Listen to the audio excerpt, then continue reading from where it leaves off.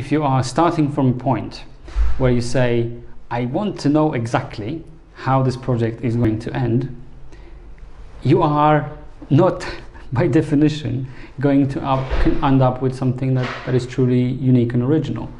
So, and these days, companies, businesses, organizations, governments are very much into new and original ways of tackling problems or solving issues or giving consumers what they want.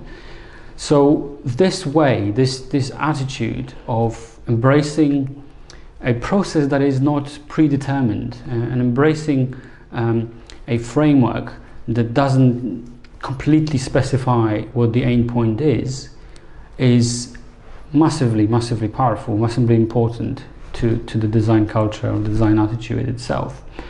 And it can be, because it's not a specific skill per se. It's a willingness to embrace it. It's accessible to everybody. There is this danger that I think I'm observing now, that businesses and other professions are starting to jump on this bandwagon of design thinking, is thinking that by adopting a few tools and a few methods we can do the same.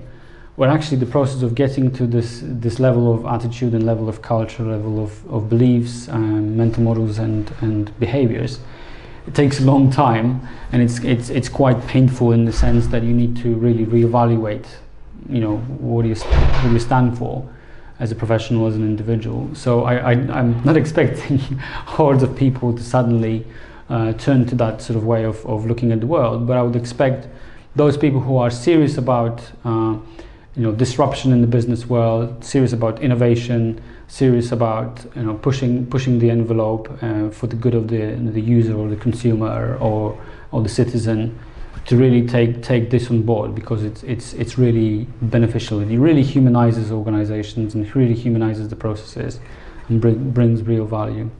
So we know that the tools and techniques and methods are being adopted. It's often called the design thinking way or design thinking, but my attempt was to understand what's underneath. So if the design thinking basically is the equivalent of apps, so my thought and my research and my understanding is that design attitude or design culture is the operating system that underpins the apps that design thinking brings. So companies are interested in design thinking. I'm hoping that they will also be interested in design attitude as our philosophy, if you will, as a culture in which those tools can flourish. It has the capacity, if the organization is ready and willing, to give it a different sensitivity. And what I mean by that is companies need to innovate, need to come up with new ideas in order to survive.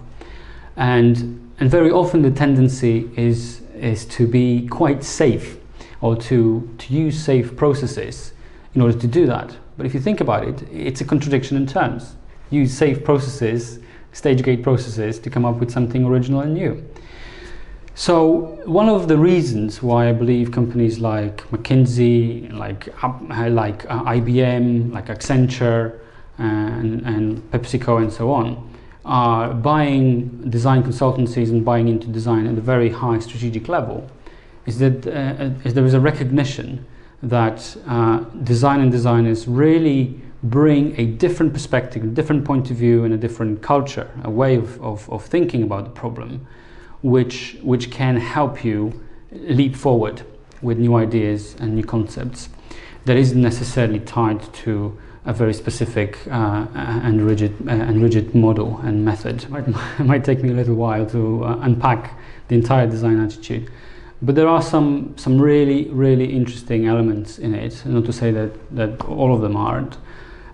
For example, this amazing willingness to embrace ambiguity and uncertainty is such a powerful way of approaching innovation, for example, that is very unique to designers. I've been researching this thing for a number of years, and I've always felt that there is a sort of an understanding missing on the deeper level of the contribution that designers make, which I think is massively rich and massively important.